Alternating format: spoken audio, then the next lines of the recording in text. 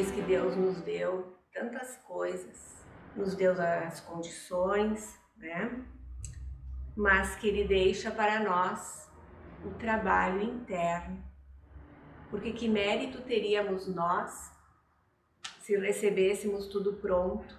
Que justiça seria essa se tudo estivesse pronto para nós, dependendo das nossas condutas, das nossas vontades, e de repente aparecesse pronto? E se Deus é o amor e a justiça, Ele nos dá os caminhos, mas nos dá também chegarmos em triunfo pela nossa vontade, pelo nosso trabalho. E aí estão alguns pontos importantes da nossa existência que, de certa forma, nos dão o consolo. Às vezes nós não entendemos esse consolo ou não estamos prontos ainda, mas a doutrina nos dá a compreensão através do estudo.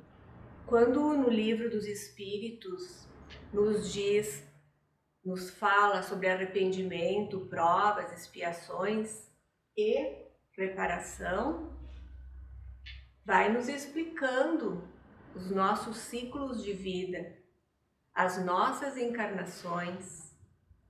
Nós somos eternos aprendizes, porque nós pensamos que em determinado momento as coisas não funcionam como nós gostaríamos, nós nos desiludimos muito, nós temos provas muito sérias, algumas expiações, mas alguns triunfos também, porque tudo é computado no plano divino.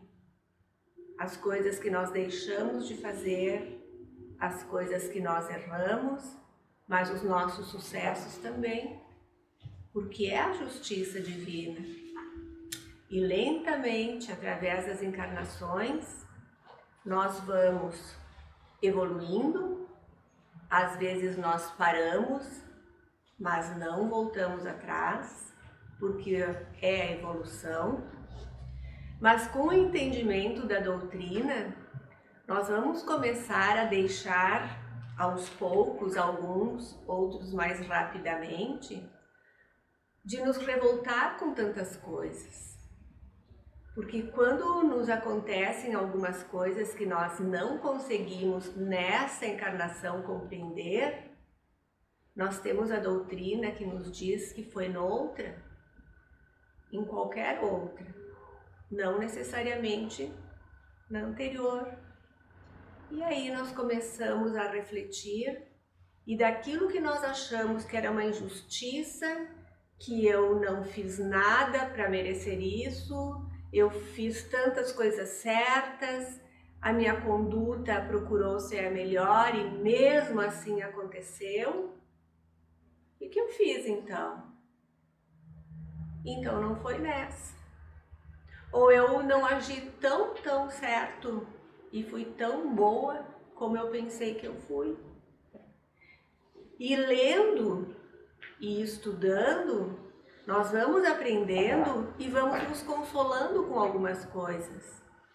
E não nos conformando em sermos iguais, em repetir os mesmos erros ou semelhantes, porque nós entendemos que nós somos fadados ao sucesso, independente do tempo que nós vamos levar. E por isso, quando nós chegamos no plano espiritual, nós temos uma visão diferente, não? E nós buscamos as nossas provas. E muitas vezes temos que expiar, que é mais grave. Depois eu vou ler uma parte para vocês do que diz Joana de Ângeles, do que fala Emmanuel, e um pouco do Livro dos Espíritos. Mas aos poucos nós vamos entendendo que, embora tenhamos sofrimento, ele faz parte da nossa vida e da nossa evolução, porque nós não pagamos o que nós não devemos. Ou nós temos uma missão que poderá ser de sofrimento, sim, mas é para melhorar ainda mais e ajudar outras pessoas. Na questão 990 do Livro dos Espíritos, o arrependimento se verifica no estado corpóreo ou no estado espiritual?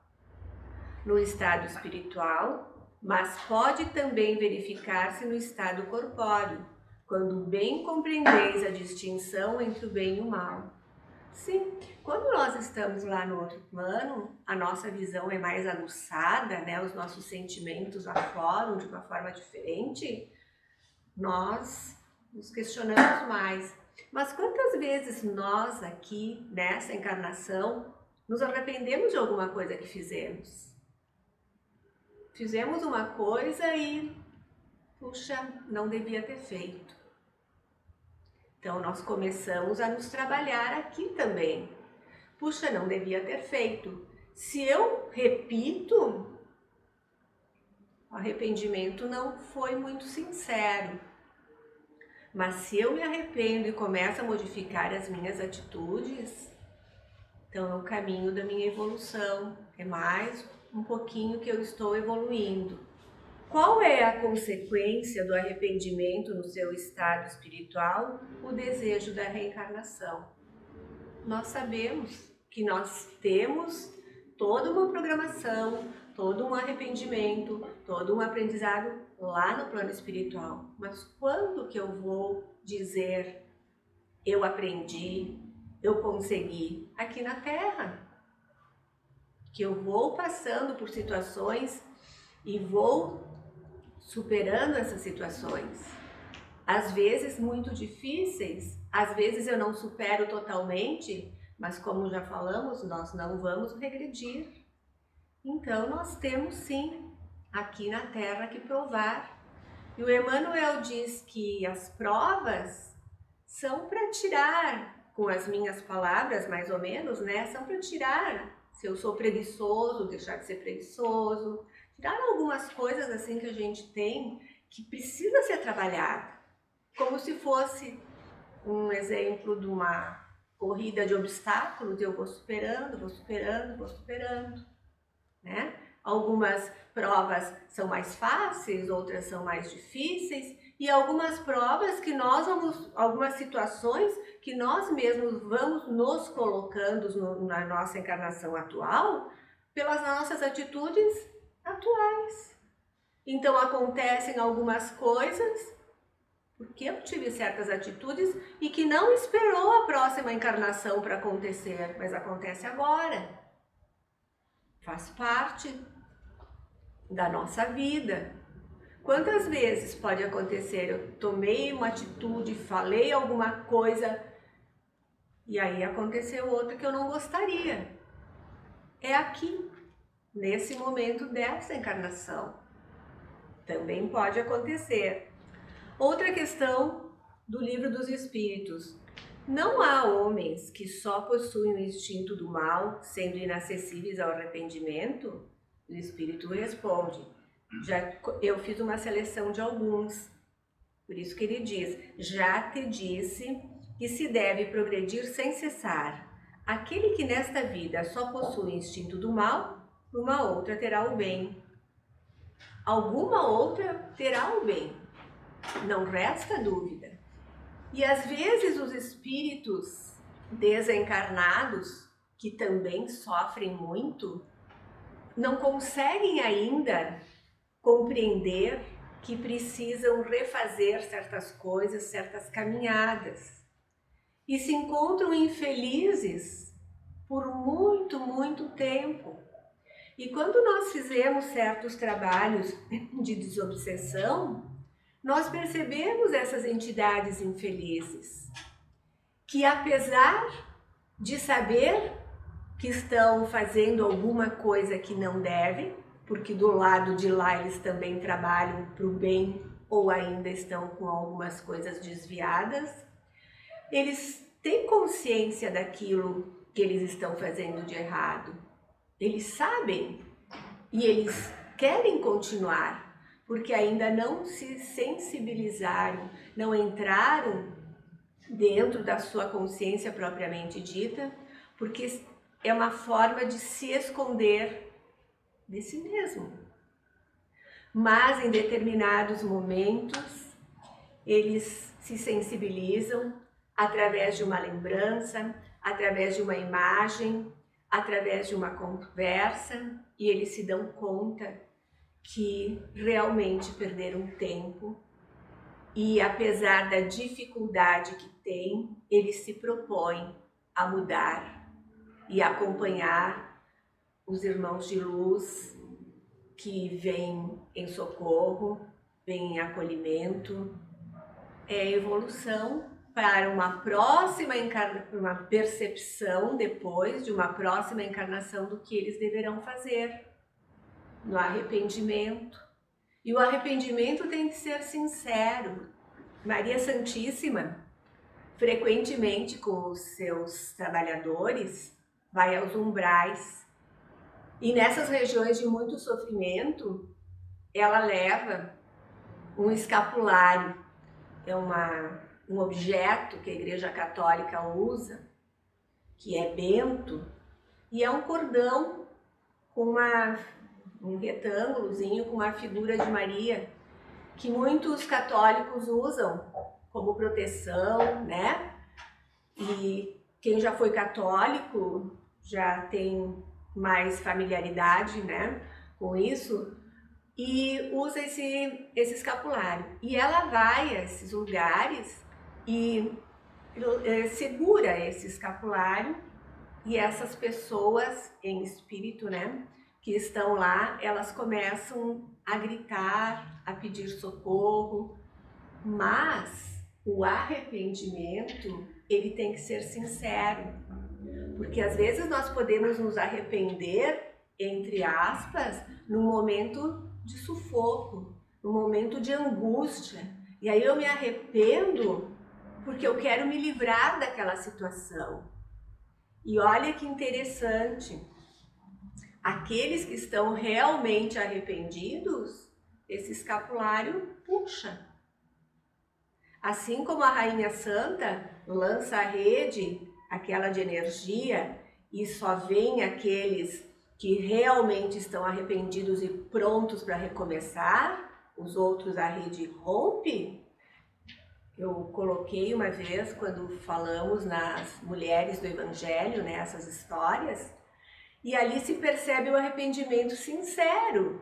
E quando nós lemos algumas obras que alguns espíritos aprendizes vão junto com outros, esses lugares de mais sofrimento, e eles perguntam, mas por que eles não recebem ajuda? Porque eles estão gritando, porque eles querem. Mas os espíritos mais iluminados já sabem, não, eles estão ainda em processo, ainda não é sincero.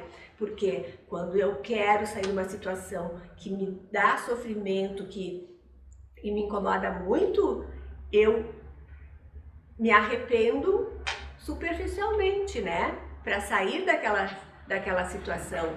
Por isso o arrependimento tem que ser sincero. O arrependimento é a primeira etapa para depois chegar lá na reparação.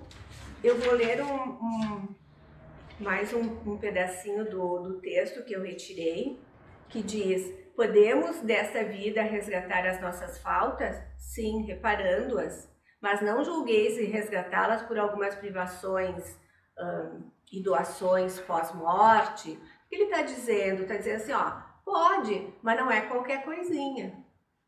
Por exemplo, quando eu morrer, quando morrer tu não precisa mais disso, então não adianta muito. Eu vou deixar de fazer alguma privação, vou me privar de alguma coisa, mas é uma coisa que estou me privando, mas também não é tão importante. Então essa reparação ela tem que ser mais significativa. O Emmanuel diz assim, a prova, né, e expiação. A aprovação é que ensina o discípulo rebelde, aquilo que eu falei antes, e preguiçoso a entrar no mundo espiritual. Eu vou estudar, eu vou compreender e eu vou deixar de ser rebelde com aquilo que eu não aceito. Porque independente de eu aceitar ou não, aquilo existe. E se eu compreender, eu vou me trabalhar para tornar essa minha prova, digamos assim, mais suave. Porque se revoltar, só piora. Percebe-se, a expiação é pena imposta ao malfeitor que comete um crime. Porque a Joana de Ângeles depois vai dizer assim, juntando com o que fala o Emmanuel. Olha como ela coloca para nossa compreensão. As provações mudam de curso, suavizando-se ou agravando-se. Se eu me revolto, se eu não aceito, se eu não me trabalho, cada vez eu fico pior. E o problema não vai sumir porque eu gritei, porque eu disse que eu não merecia, certo? As expiações, todavia, são impostas e recusáveis por constituírem uma medicação. A gente fala um remédio amargo, né? Eficaz, a cirurgia corretiva para o mal que se agravou. Semelhante, então ela coloca um exemplo. Semelhante ao que sucede na área civil, o delinquente primário tem crédito, que suaviza a pena. Nós vemos isso na nossa sociedade. Cometer uma coisa, é primário, é diferente. Nós vemos isso todo dia. Ela faz essa comparação para o nosso entendimento. E mesmo ante os gravantes pesados, logra certa liberdade de movimento sem ser totalmente cerceada. O reincidente, quer dizer, aquele mais grave, o que fez de novo, e quando nós temos uma expiação, porque nós fizemos coisas graves e não só uma vez. Não só uma vez. O reincidente é convidado a multa, prisão domiciliar, conforme o caso. No entanto, aquele que se corrige é conduzido ao regime carcerário e, diante de leis mais bárbaras, à morte infame, porque tem países, ela está dando um exemplo do que acontece na sociedade, tem países que ainda têm pena de morte. Então ele está dizendo, guardadas as proporções nos primeiros casos, o infrator espiritual é conduzido a provações, enquanto que, na última hipótese, a expiação rigorosa. E existem alguns casos que a pessoa foi tão reincidente que ela volta impossibilitada de fazer certas coisas. E nesse momento dessa encarnação, ela está impossibilitada, mas o espírito, que é ela mesmo, né? Nós somos espírito, está aprendendo. E essa expiação vai dar o equilíbrio necessário para uma próxima encarnação, porque nós somos sucessivas encarnações. E ela diz, o encarceramento nas paresias, limitações orgânicas e mentais, e ela coloca, né? Que é isso mesmo, que depois vai dar o equilíbrio. E que existem também pessoas que têm essas expiações que não são aparentes, que eu vou olhar para essa pessoa, aparentemente ela não tem nada, mas dentro dela, no psicológico dela, ela tem desvios, tem problemas, tem transtornos de toda a ordem e aparentemente não se percebe isso. Eu trouxe então 3 casos que eu acho bem interessantes. E antes disso, eu quero colocar uma coisa que eu achei importante trazer também. Isso é da Joana também. Há, em nome do amor, casos de aparentes expiações. Seres mutilados, surdos mudos, cegos, paralisados, e aí ela coloca uma série, né? Que escolheram essas situações para lecionarem, quer dizer, para ensinar coragem e conforto moral aos enfraquecidos, na luta e desolados na redenção. Olha que interessante, ela coloca Francisco de Assis, que elegeu a pobreza e a dor para ascender mais e não para expurgar débitos. Porque lembram, né? O Francisco era o João e o João fez um trabalho maravilhoso. E ela coloca outra pessoa que nós ouvimos falar muito, Helen Keller, que ela veio com todas as deficiências que tinha e veio para dar lição de vida para as pessoas. Um exemplo maravilhoso. Então existe também esse aspecto dos que vêm assim para ensinar. E eu falando nessas questões e lendo em casa, fui lembrando de algumas coisas que eu acho tão interessantes, de pessoas que erraram e já na vida que estavam, daquele erro, já começaram a se trabalhar. Então eu falo em Maria de Magdala, que é uma história fascinante, que depois que quando ela se toca, né, fica tocada pelo amor de Jesus, pela energia, ela sente uma energia de amor tão grande que ela se transforma. E ela se torna uma seguidora de Jesus. E ela começa a tratar das pessoas que precisam, é uma história mais extensa, claro, mas linda. E ela termina a vida dela com os leprosos. E mais adiante ela vai até Éfeso, porque ela quer encontrar com Maria, mãe de Jesus. Porque quando Jesus morre, os apóstolos vão seguindo e ela fica perdida. Em primeiro lugar, ela é uma mulher e os apóstolos não têm grande intimidade de sair com ela para a pregação. E quando Pedro vai embora, ela pede, me leva contigo, e ele diz, não posso, tu és mulher. E ainda diz, e também, né, dá um entender, porque ela era uma prostituta, mas uma prostituta que se modificou e que deu os melhores exemplos de amor e de dedicação, que muitos que conviviam com Jesus não conseguiram fazer, que muitos que conviviam com Jesus ainda tinham preconceitos, e Jesus não tinha.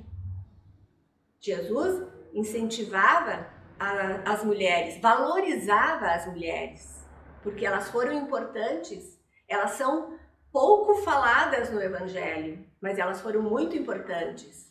Se nós vamos ver as viagens de Paulo, o apóstolo, né? Ele não foi um apóstolo, mas ele é chamado porque ele não conheceu Jesus em vida, mas ele viaja muito. Ele foi escolhido por Jesus porque ele tinha o dom da palavra, ele tinha o conhecimento, porque ele era um doutor dentro da religião deles. E Jesus tinha planos para ele. E quando ele viaja, ele vai passando em muitos lugares, e ele é perseguido em muitos lugares, e tem famílias de mulheres que acolhem, que dão pousada, que dão alimento. E essas mulheres, às vezes, não são tão faladas no Evangelho, em outras literaturas, mas existem coisas belíssimas. Então, Paulo foi um perseguidor do cristianismo, perseguidor de Jesus. Tanto é que ele se converte quando ele está indo para Damasco, atrás do Ananias. E é essa mesma pessoa que Jesus pede para ir curá-lo da cegueira.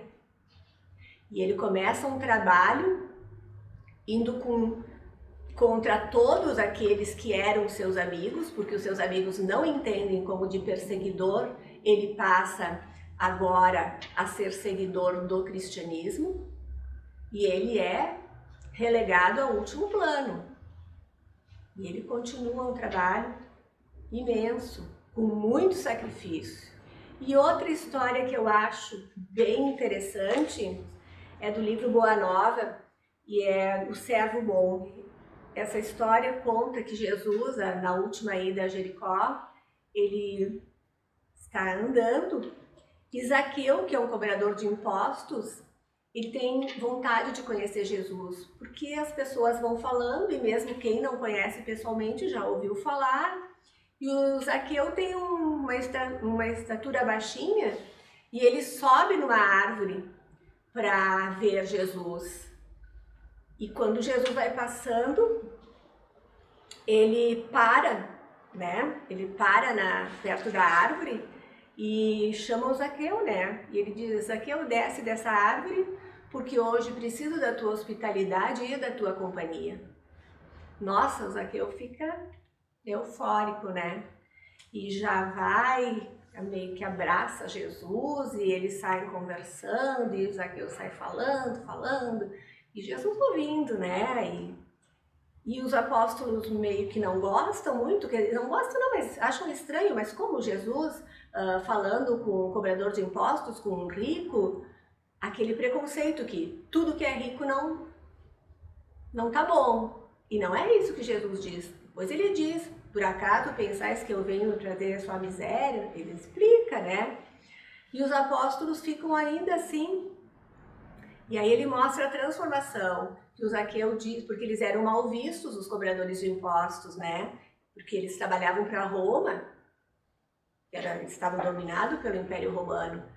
E o Zaqueu diz para Jesus, olha, há muito tempo eu já venho modificando, eu sei que eu sou mal visto, que eu sou mal quisto, porque eu sou cobrador de impostos, mas eu fiz da minha propriedade, e aí ele começa a contar que ele fez um trabalho, dividiu terras para dar emprego para as famílias, e ele diz, e hoje vou dividir ainda mais as minhas propriedades, esse alguém eu prejudiquei, e aí vem, né, a reparação, esse alguém eu prejudiquei, eu vou dar 4 vezes mais. Então a nossa vida, ela é de provas, ela é de expiação. Todos que vieram para um planeta mais atrasado, né, é um planeta de expiação e prova, sim. Por que reencarnar num planeta mais atrasado? Porque foi aquele lá, o reincidente, aquele lá que cometeu uma vez, 2, 3, muitas vezes e não deu mais. Aí ele vem com aquela capacidade, aquela inteligência para fazer o povo atrasado daquele planeta crescer. É uma bela contribuição. E nesse aspecto, então, nós temos que nos concentrar nessas 3 coisas bem importantes e não nos colocarmos nas mãos de outras pessoas, porque isso não adianta. Por que eu falo nisso? Porque normalmente nós nos colocamos nas mãos de outra pessoa, para ela nos absolver, para ela dizer que não, ok, tá tudo bem, pode ser, mas depois a minha consciência vai me cobrar e eu vou ter que reparar. E vou ter que reparar, e também não basta, quando nós estamos num caminho um pouquinho mais elevado, não basta não fazer o mal, tem que fazer o bem. Não basta não participar, mas se eu vejo que as coisas não estão bem e eu me omito, também é uma falta. É um caminho difícil ainda para nós que estamos nesse patamar, mas nós temos uma esperança que nós nunca vamos regredir. Então, por menos que a gente acha que está evoluindo, nós estamos. Mas quando nós temos a consciência que nós precisamos deixar alguns hábitos que nós temos para progredir. Porque uma coisa é nós pensarmos, eu gostaria, eu quero, e qual é a ação que eu vou fazer? Porque tudo dá trabalho para nós ainda. Só que quando nós chegamos lá do outro lado, e nós observamos isso em alguns trabalhos, algumas entidades que nos dizem, puxa, eu sabia de tudo isso, eu tive oportunidade. Alguns dizem, eu conheci a doutrina espírita, eu trabalhei num centro espírita, mas agora eu perdi tanta oportunidade, eu deixei de fazer tantas coisas. Aí vem a nossa consciência. Então agora tem que refazer. Por isso é muito importante para a nossa vida o estudo. Porque através do estudo nós começamos a fortalecer a nossa fé, porque nós começamos a compreender muitas coisas. E aquilo que nós ficamos revoltados a princípio, nós vamos começando a aceitar. E aceitar não quer dizer ser conivente com o que não é certo e nem querer estacionar aquelas coisas assim, Deus quer assim. Deus nos deu o livre-arbítrio, e esse livre-arbítrio para que nós sejamos donos dos frutos, porque nós temos que cultivar a nossa planta, colher os frutos, né? É o nosso triunfo, se posso usar essa palavra. Então, o estudo é muito importante, porque nos faz refletir. Quantas vezes, e aconteceu comigo, então eu não vou falar os outros, e aconteceu comigo, de acontecer alguma coisa e eu dizendo, meu Deus, mas o que acontece, o que eu fiz, por que não deu certo, eu fiz isso que tá certo, aquilo tá... Aí quando eu pego a doutrina, eu pensei, bom, já diz lá na doutrina, se não foi nessa, foi na outra, ou outras. E aí nós começamos a nos trabalhar e saber que tem que aceitar e fazer da melhor forma possível, porque o problema não vai desaparecer por encanto. E por isso a importância da doutrina, que nos esclarece, que nos consola. Desconsola porque nós sabemos que nós chegaremos lá. Se até os espíritos bem mais elevados ainda têm provas, porque são desafios, cada etapa que eles chegam, eles têm desafios para ir mais, nós também. E nós chegaremos lá.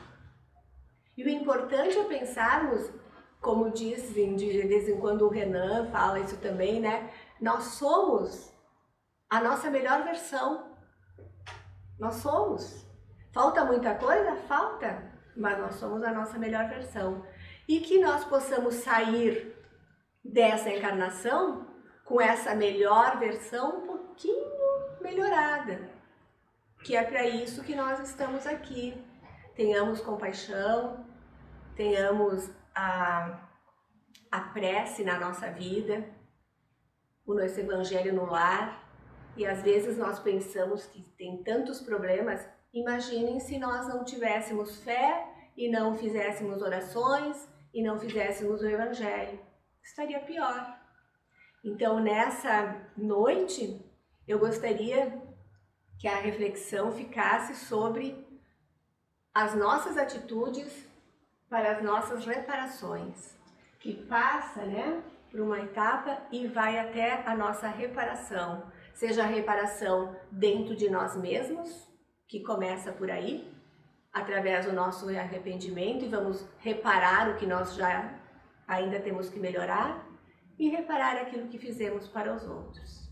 Então, agradeço a atenção de vocês, desejo uma boa semana, e que Jesus nos ilumine, oferecendo sempre aquele farol nas nossas vidas. Que assim seja.